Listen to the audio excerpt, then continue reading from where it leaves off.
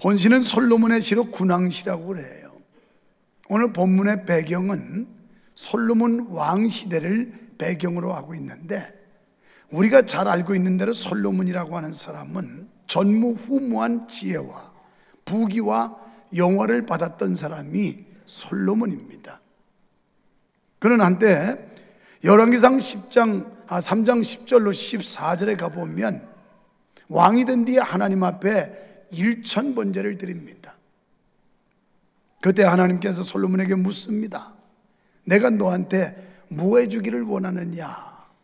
그때 솔로몬은 우리들 같았으면 돈을 주세요, 아파트 한 채 주세요, 아니면 좋은 외제차 한 대를 주세요, 또 건강 주세요, 달랄 거 참 많을 텐데, 솔로몬은 그런 부귀와 영화와 권력을 구하지 않고 하나님 앞에 하나님이 내게 맡겨주신 이 백성을 잘 다스리고 이끌어갈 수 있도록 지혜를 주십시오 라고 요청을 했어요.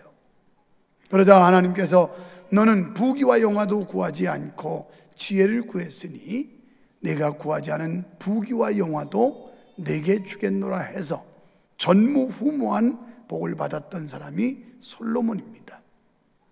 그리고 솔로몬이 이제 통치를 하는 동안 나라는 평안했고 백성들은 행복했습니다.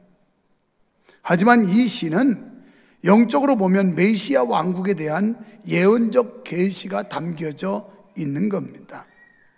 솔로몬의 지혜는 그의 지세 동안에 백성을 평화롭고 행복하게 했습니다. 그런데 여기 솔로몬의 지혜보다 더 크고 완전한 왕이 오실 것이니 그는 곧 예수 그리스도 메시아라는 겁니다. 저는 지난 월요일 날 화천에 있는 7사단에 방문을 했어요. 거기 사단장, 전임 사단장이 사고가 많이 타서 임기를 채우지 못하고 물러가고 서정열 장군이 이분이 새로 부임한 부대였습니다. 옛날부터 알았지만 너무 감동이고 은혜예요. 얼마나 겸손한 분인지 몰라요. 담임 목사님이 우리한테 소개하는데 사단장님이 주일날이면 제일 먼저 나와가지고 이 주보를 가지고 교회 문 앞에 서서 사병들 2등병 1등병 오는데 주보 주고 끌어안아 주고 격려하고 이래가지고 교회가 부흥됐는데, 지금 사단 교회가 들어갈 자리가 없어가지고 간부들이나 군인 가족들은 저 바깥에 현관에 방에 전부 들어가고 지금 매 터져가지고 들어올 데가 없다는 거예요. 들어올 데가. 지휘관 한 사람의 영향력이 이렇게 크더라고요. 또 감동받은 건 점심 대접하면서 자기가 화장실 청소를 하는데 물이 잘 안 나와가지고 어려웠다고 하는 얘기를 하면서 화장실을 더 보수하고 보강해야 되는 이런 얘기를 해요.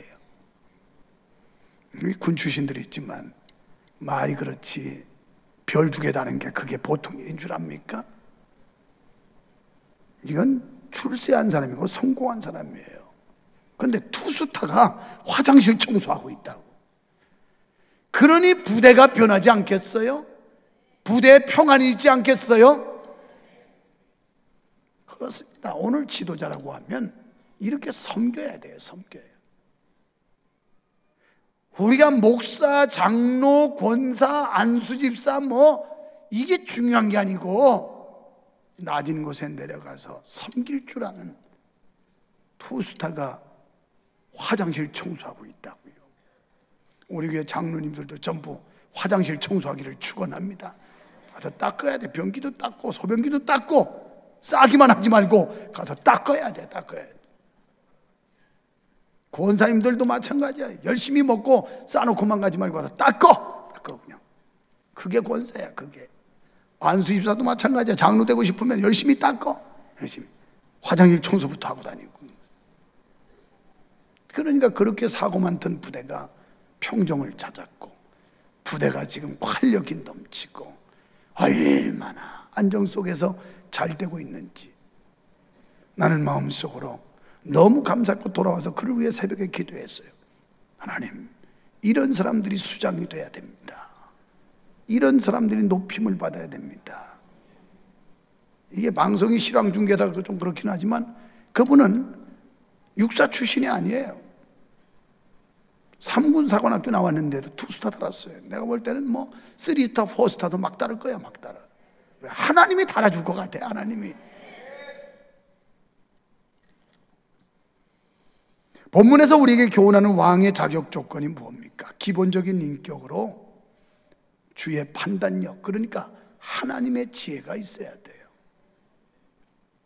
지식은 학문을 탐구해서 얻어지는 거라면 지혜는 하나님께 부음받아야, 하나님이 우리에게 지혜를 주셔야, 그래야 지혜로워지는데, 벌써 이분은 아이디어를 만들어낸 게 탁월하더라고요. 자기 판공비 가지고 안 쓰고 전방부대 순찰할 때 사병 하나하나에게 전부 주는 위문품을 2,000원 정도 들어가는 것을, 그 과자를 여러 가지를 쫙 넣어가지고 에이스 넣고, 너는 대한민국의 에이스다, 전부 설명을 이렇게 해놨는데요, 기가 막히더라고. 벌써 지혜로운데 그런 사람이 출세해야지. 이게 멍청해가지고 머리통이 안 돌아가서 이게 녹이 빡빡 쓰르면 아무것도 안 돼, 아무것도 안 돼. 사업도 못하고 직장도 못 가고 다 밀려나가요, 다 대출당하고. 지혜를 받아야 되는 거예요. 오늘 이 지혜라는 거 하나님이 주셔야 되는 거예요. 내가 김상원 집사님하고 뭐 비슷하게 서울에서 학교 나왔지만 수준은 엄청나게 나요. 누가 뭐래도 서울대학 가면 우리 한국의 최고의 대학 아닙니까? 머리도 따라줘야 되고 실력도 따라줘야 되고 다 해야 돼요. 그런데도 저희는 내 밑에서 지금 설교 듣고 있다고. 이 지혜를 받으면 되는 거야. 지혜를 받으면. 인생 사는 거 지혜 받으면 잘 살아요. 그러니까 우리가 하나님 앞에 어떻게 하면 지혜를 받을까? 그때 그분 보니까 아주 지혜를 짜놔가지고 그 사병들을 위해서, 그러면서 목사님 기도해 주십시오, 이게 마르지 않게 기도해 주십시오. 마르지 않게. 뭐가? 그 위문품이 아이들을 위해서 격려하고 위로하기 위해서 주는 이 위문품이 마르지 않게 해달라는 거예요. 제가 마음에 결심하고 왔어요. 다만 얼마라도 그 위문품값 내가 보내주려고. 이거보다 귀한 일이 어디 있어요? 어떤 권위나 강압에 의하여 부대를 통솔하는 게 아니라 사랑을 가지고 통솔하는데 이 부대가 그렇게 잘 된다는 거예요. 지도자는 하나님께로부터 지혜를 얻어야 될 줄 믿습니다. 지도자 위치에 있는 사람들에게 통치의 기술보다 더 중요한 요소가 이것입니다. 통치력이 부족한 것은 훌륭한 인격으로 충분히 보충될 수 있지만 인격적인 결함은 뛰어난 리더십으로도 보충이 불가능해요. 그래서 우리가 이 신앙의 인격이 제대로 돼 있어야 돼요. 믿음이 바로 세워져 있어야 된다는 거예요. 여러분, 왕에게 있어서 기본적이고 불변하는 통치 기준은 의와 공평입니다. 우리는 언제든지 하늘에 계시며 우리의 상전이신 하나님의 방법을 따르도록 해야 돼요. 내 방법이 아니고 하나님의 방법. 할렐루야. 우리가 믿는 하나님, 그리고 그분의 말씀은 의와 공평입니다. 우리는 그분께는 취사 선택이 없어요. 하나님이 하라 하면 하는 거지, 말씀에 하라고 명령하시면 그대로 따르는 거지, 내 마음에 내키면 하고 안 내키면 거부하고, 이건 불신앙이에요. 내가 싫어도 좋아도 하나님이 원하시면 아멘 하고 순종하는 것, 이게 하나님의 말씀에 따르는 삶이에요. 그분의 말씀, 그분의 방법이 곧 우리가 지키고 따라야 할 완전한 모분인 줄로 믿습니다. 우리는요, 하나님의 방법에 맞추기만 하면 돼요. 오늘 이 하나님의 방법인 성경에 맞추기만 하면 잘 되게 돼 있어요. 의인들의 삶은 흥왕하는 줄 믿습니다. 의인들이 통치하는 나라, 의로운 통치가 이루어지고 있는 나라에는 넘치는 평화가 있습니다. 가정도 그렇고 교회도 마찬가지예요. 의인들이 있으면 교회도 화평해, 화목하고.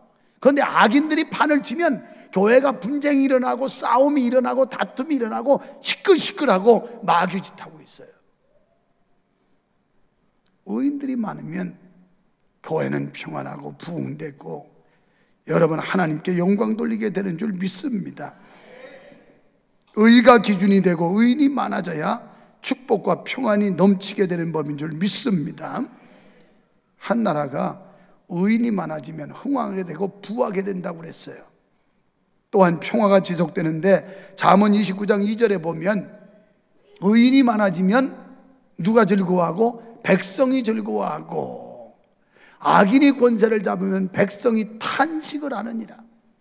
그래서 한 나라에 의인이 많아지면 백성들이 즐거워하게 되는 것처럼 교회에 의로운 사람들, 이 의로운 사람들은 깨끗하고 바르고 정직하고 이걸 말하는 게 아니라 예수 그리스도의 십자가의 대속의 은혜로 구원받았다고 믿는 사람들, 나는 부족하지만 나는 죄인이지만 하나님이 나를 사랑해 주셔서 하나님의 자녀 삼아 주셨다고 하는 이 구원의 감격을 크게 느끼는 사람들, 이런 사람들이 많으면 겸손하게 돼 있어요. 이 사람들은 하나님 앞에 너무 큰 은혜를 받아가지고 그저 황공무지로소이다 하고 하나님께 감사와 영광을 돌리게 될 줄 믿습니다. 그렇습니다. 자격을 갖춘 사람이 직임을 맡아야 제대로 잘할 수 있고 하나님께 영광을 돌리게 될 줄 믿습니다. 지도자, 즉 리더는 어떤 집단에서 그 성원에게 행동의 방향을 제시하여 주고 통일을 유지하는 인물이, 이게 지도자, 리더라고 말하는 거예요. 성경적으로 지도자는 누굴까? 섬기는 자예요. 성경적인 지도자는 목사도, 장로도, 권사도, 집사도, 성도도 모두 성경적인 지도자가 됐다면 섬기는 자리로 내려와야 됩니다. 그렇습니다. 우리 주님은 왕 중의 왕이신데, 그런 주님이 마태복음 20장 28절에 보면 인자가 온 것은, 다 같이 시작, 인자가 온 것은 섬김을 받으려 함이 아니라 도리어 섬기려 하고 자기 목숨을 많은 사람의 대속물로 주려 함이라. 아멘. 예수님이 오신 건 섬김 받으려 함이 아니라 섬기려 오셨대요. 여러분, 예수 믿으시면 아멘 합시다. 그러면 우리가 믿는 주님이 섬기려 오셨다면 예수를 따르는 우리는 마땅히 섬겨야 되지 않겠어요? 섬겨야 돼요. 지난주 중에 매우 애석하고 가슴 아픈 일이 있었어요. 우리 황규채 이순옥 집사님이 그만 25살 먹은 멀쩡한 아들이 교통사고로 비운에 가게 됐어요. 나는 거기서 우리 교회 성도들의 사랑과 저력을 발견했어요. 얼마나 많은 사람들이, 지금까지 이제 4월 5일이면 우리 교회 설립한 지 29주년인데 29주년 동안 초상 나는데 그렇게 열심히 섬겨주고 가서 격려하고 위로하고 하는 거 처음 봤어요. 얼마나 많은 사람들이, 우리 청년들에게도 싹수를 보았고 저력을 발견했는데, 청년들이 20명이 아니고 그렇게 많은 청년들이 가가지고 이게 구정 연휴인데도 불구하고 열심히 섬기고 밤을 지새워주고 뭐 이런 거예요. 그리고 어른들도 오늘 와서 너무 감사하다고 그러면서 뭐라고 그러냐면 자기가 아는 성도들보다는 모르는 성도들이 더 많이 왔더라는 거예요. 그 안 간 사람들을 회개하고, 그죠? 입장 바꿔놓고 생각해봐. 여러분 자식이 멀쩡한데 교통사고로 세상 떠났다고 한번 생각해봐. 그때 찾아와서 말 한마디라도 주의 사랑으로 위로해 주는 사람이 얼마나 고맙겠는가 한번 생각해 보라고. 나는 그런 일 당하지 않을 거야, 우리 집은 그런 일이 없어, 이러면서 남의 일에 무관심한 거, 이건 그리스도인으로서 마땅한 자세가 아니에요. 같이 가서 슬퍼하고 주님 말씀한 대로 우는 자와 함께 울어라, 웃는 자와 함께 웃어라. 이게 그리스도의 사랑이라고요. 또 자기는 안 하면서 자기 집에 초상 나면 교회가 왜 이렇게 사랑이 없느냐고, 교인들이 왜 이렇게 쌀쌀하고 사랑이 없냐고. 너나 잘해, 너나 잘해. 무슨 자기도 못하는 주제에 자기는 남에게 사랑을 베풀어 보지도 못하면서 자기가 좀 어려운 일 당하면 사랑받으려고 하고, 이런 아주 이기적이고 사기꾼 같은 마음, 이거 고쳐야 돼요. 고쳐야 돼. 제가 없는 사이에 성원모 집사님도 모친상 당했대요. 그랬는데 우리 성도들이 얼마나 많이 갔던지. 거기 매제가 서울 명성교회 안수 집사님이야. 그런데 그 아버지는 어머니도 가톨릭 신자였어.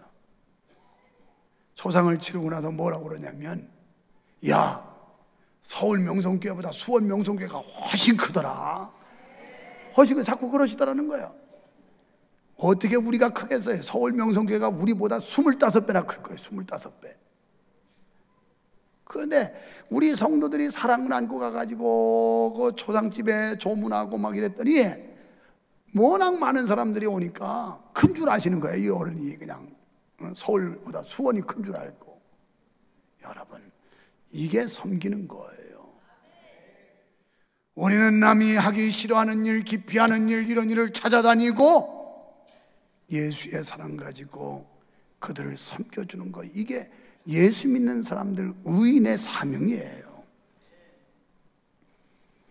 만왕의 왕이신 주님이 섬김의 본을 보여주셨으니 그를 따르는 우리도 마땅히 섬기는 자가 되어야 할 줄 믿습니다. 여러분, 우리를 다스리시는 왕 중의 왕 그리스도는 누구시며 그의 나라는 어떤 나라일까요?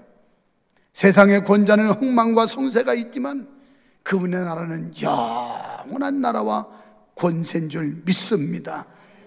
9절로 11절에 보면 우리 주님은 세계를 통치하는 왕이시라고 그랬어요. 본문은 역사적으로 솔로몬을 가리키지만 그 진정한 영적 의미는 메시아의 절대적 왕권에 초점을 맞추고 있습니다. 비록 그분이 낮은 신분의 가문에서 나셨고 짐승의 구유에 오셨으나 우리는 그분이 누군가를 알고 있습니다. 그분은 바로 하늘과 땅의 권세를 가지시고 모든 만물을 다스리시는 왕 중의 왕이심을 믿습니다. 그리고 12절에서 15절에 보면 긍휼이 풍성하신 왕이세요. 세계를 통치하시는 왕은 또한 긍휼이 풍성하십니다. 우리는 복음서에서 그분의 인애와 긍휼이 어떠한지를 볼 수 있습니다. 그분은 도움을 청하는 모든 사람들을 외면하지 않으셨으며 당신께로 나오는 자들을 내어 쫓지 않으셨어요. 주님은 과부와 고아를 불쌍히 여기셨다, 이렇게 나와요. 무슨 얘기일까요? 힘없는 사람, 가난한 사람, 못 배운 사람, 연약한 사람, 낮은 사람, 이런 사람들을 불쌍히 귀하게 여기셨다는 거예요. 교회는 잘난 사람들만 판치는 장소가 아니고 돈 많고 권력 있는 사람들이 자세 떠는 장소가 아니고 여기는 힘들고 어려운 사람들이 와서 위로받고 소망 얻고 힘을 얻고 가야 되는 곳이 교회인 줄 믿습니다. 주님은 왕권을 가지시고 천하를 다스리시는 분임에도 불구하고 그분은 연약한 자, 불쌍한 자, 부족한 자, 이런 사람들에게 긍휼을 베풀어 주셨단 말이에요. 그리고 우리가 하나님께 기도하면 구원해 주시고 응답하시며 건져주시는 하나님이신 줄 믿습니다. 16절로 19절에 장구하고 복된 나라가 하나님의 나라입니다. 모든 것이 풍성하여 부족함이 없으며 권력 다툼도 모략이나 중상도 없고 찬송과 기쁨이 넘치는 나라이며 우리 성도들은 이 세상에서 나그네로 살면서 이제 그 나라를 사모해야 되고 그리고 그 나라 시민권을 가지고 시민의 권리와 의무를 행사해야 될 텐데 빌립보서 3장 20절에 보면 오직 우리의 시민권은 하늘에 있는지라 거기로서 구원하는 자 곧 주 예수 그리스도를 기다리노니 우리의 시민권은 여기 있는 게 아니라 대한민국 국민으로서 국민의 의무가 있듯이 우리는 하늘나라의 시민으로서 시민의 의무가 있어요. 이게 비슷한데요, 대한민국 국민은 4대 의무가 있습니다. 아시는 대로 납세 의무, 근로 의무, 교육의 의무, 병역의 의무. 자, 하늘나라 시민도 이 4대 의무가 있어요. 첫째, 근로 의무가 있어요. 교회 그냥 왔다 갔다 하지 말고 일해야 돼요. 일해야, 땀 흘려 일해야 됩니다. 헌신해야 된다는 말이에요. 근로 의무가 있어요. 두 번째, 교육의 의무가 있어요. 하나님의 말씀의 가르침을 받아야 돼요. 뭐 아는 것도 없이 건너먹어가지고 뭐 주워 들은 거 가지고 잘난 체 하지 말고 겸손하게 자꾸 가르침을 받아야, 교육을 받아야 된단 말이에요. 꼭 공부하는 애도 그렇고 교회 다니는 사람도 건넘는 사람이 있어요. 뭐 그냥 주워 들은 거 가지고 잘난 체하고 아는 척하고 막 이렇게 순종하지 않고, 이게 아주 교만한 사람들이 있는데 여기는 그런 사람이 안 나왔겠죠. 명절 데려갔고. 그 다음에 납세의 의무가 있어요. 대한민국 국민이면 세금 내야 된다고요. 여러분, 한나라 시민이면 하나님 앞에 헌금 내는 거 당연한 거예요. 납세의 의무야. 11조를 하고 헌물을 내고 당연히 할 일이라고요. 그 다음에 병역의 의무, 국방의 의무. 나라를 지키고 개인을 지키는 것처럼 우리는 영적으로 자신을 지켜야 되고 우리의 교회, 하나님의 교회를 지켜야 될 의무가 있는 줄 믿습니다. 그래서 우리는 대한민국 국민으로서의 4대 의무도 하지만 하늘나라 시민으로서도 4대 의무를 감당해야 된다는 거예요. 그리고 하나님은요, 축복의 하나님이십니다. 오늘 16절 말씀에 보면 산꼭대기의 땅에도 화곡이 풍성하고 그 열매가 레바논같이 흔들리며 성에 있는 자가 땅에 풀같이 왕성하리로다. 쓸모없는 고지대조차 곡식단이 쌓일 정도로 비옥한 농토로 바뀌어진다는 거예요. 오늘 여러분, 삭막한 심령들이 비옥한 심령, 풍성한 은혜의 심령으로 바뀌어지기를 축원합니다.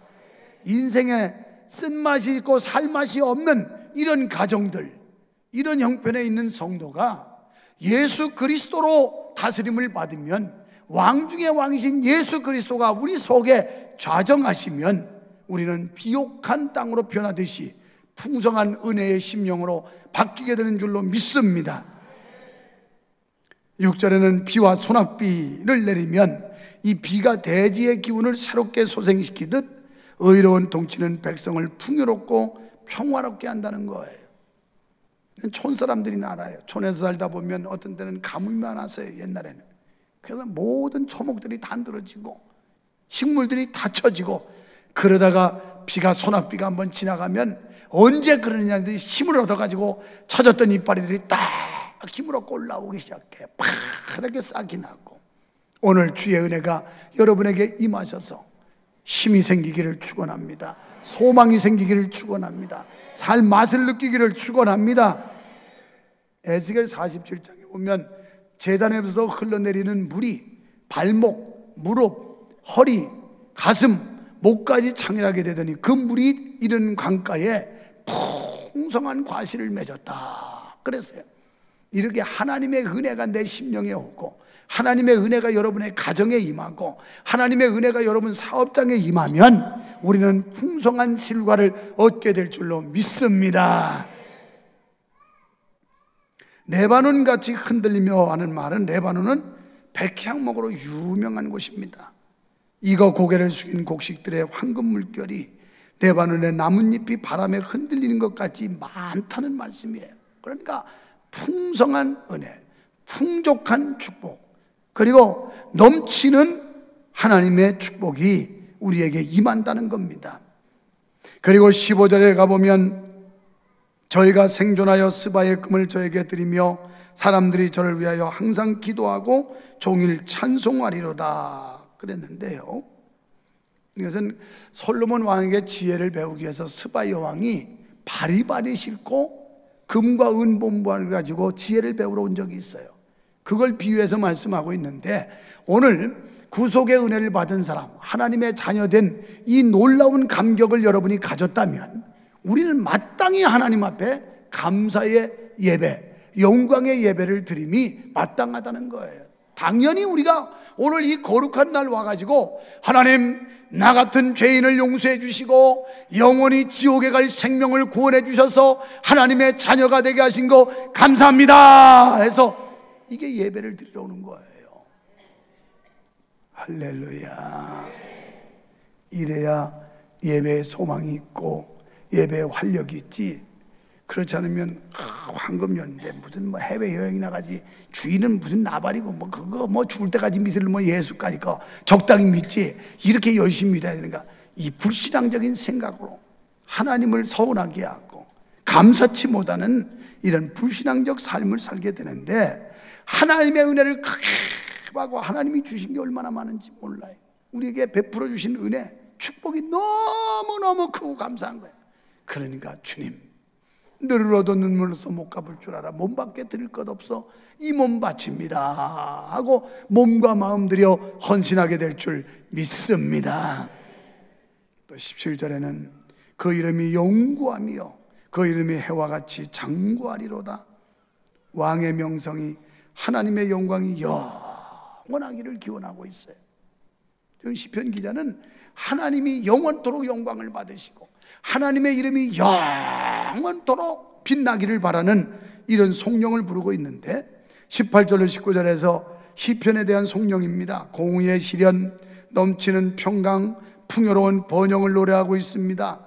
시인은 축복스러운 환경 속에서 오직 영광을 하나님께만 돌려드리고 있습니다. 사랑하는 성도 여러분, 메시아는 이 땅에 오셔서 공의로운 통치를 하실 것입니다. 메시아는 한 나라의 왕이 아니라 온 세계의 왕 중 왕으로서 우주 만물을 통치하실 것입니다. 그리하여 온 세상에 하나님의 통치에 순종하고 하나님의 공의가 이 땅에 실현될 그날이 반드시 오고야 말 것입니다. 우리는 솔로몬의 영광을 통해 메시아 왕국의 영화로움에 참여할 그날을 손꼽아 기다리는 주의 백성들이 되어야 할 줄로 믿습니다. 언제 주님이 오라 하시든, 오늘 오라든 10년 후 50년 후에 오라든 그날을 손꼽아 기다리며 영원한 하나님의 나라, 영원한 축복의 나라, 이 날을 학수고대하며 손꼽아 기다리는 사랑하는 성도 여러분 되기를 주님의 이름으로 축원합니다.